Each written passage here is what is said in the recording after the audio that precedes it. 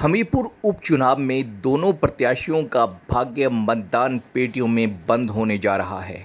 आज सुबह से ही लंबी लंबी कतारें मतदान केंद्रों पर देखने को मिल रही हैं। काफ़ी संख्या में लोग अपने अपने मतदान का प्रयोग करने के लिए मतदान केंद्रों पर पहुंच रहे हैं। निर्दलीय प्रत्याशियों के इस्तीफा दे देने के बाद हमीरपुर में उपचुनाव हो रहे हैं और उपचुनाव का यहाँ पे काफ़ी ज़ोर शोर से प्रचार हुआ।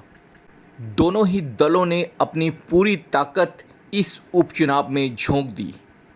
हालांकि लोकसभा के चुनावों से निपटने के बाद एकदम से हमीरपुर के लोग उपचुनाव के लिए तैयार नहीं थे, लेकिन फिर भी हमीरपुर के लोगों ने जिस तरह से इस चुनाव प्रचार में उत्साह दिखाया, उसे देखते हुए ये कह सकते हैं कि हमीरपुर में इस बार मतदान काफ़ी अधिक संख्या में होने की संभावना है।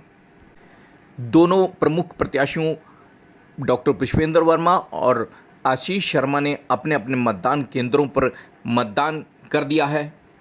दोनों प्रमुख प्रत्याशी अपने अपने परिवारों के साथ मतदान केंद्रों पर पहुंचे थे। इस उपचुनाव में बुजुर्ग प्रत्याशियों का उत्साह भी देखते ही बन रहा है। जिस उत्साह के साथ बुजुर्ग प्रत्याशी इस मतदान में भाग ले रहे हैं, वे किसी प्रेरणा से कम नहीं है। निर्वाचन आयोग ने मतदान केंद्रों की बजाय घर में ही 85 वर्ष से ऊपर के मतदाताओं को वोट देने की सुविधा प्रदान की है। उसके बावजूद बहुत से बुजुर्ग लोग जो हैं मतदान केंद्रों पर ही वोट देने के लिए प्राथमिकता दे रहे हैं। हमीरपुर उपचुनाव की बात करें तो हमीरपुर के उपचुनाव किसी अनहोनी के कारण नहीं, बल्कि निर्दलीय प्रत्याशियों के इस्तीफा दे देने के कारण रिक्त हुए विधानसभा के पद के ऊपर हो रहे हैं। एक बार फिर से वही पुराने प्रत्याशी आमने सामने हैं। दोनों प्रत्याशी काफ़ी पढ़े लिखे हैं। एक प्रत्याशी जो हैं वो डॉक्टर हैं और दूसरे प्रत्याशी इंजीनियर हैं।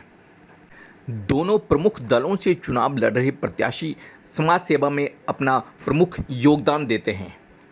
समाज सेवा के बलबूते पर ही दोनों प्रत्याशी विधानसभा की दहलीज पार करना चाहते हैं। विधानसभा की दहलीज कौन पार करता है, यह 13 तारीख को सामने आ जाएगा।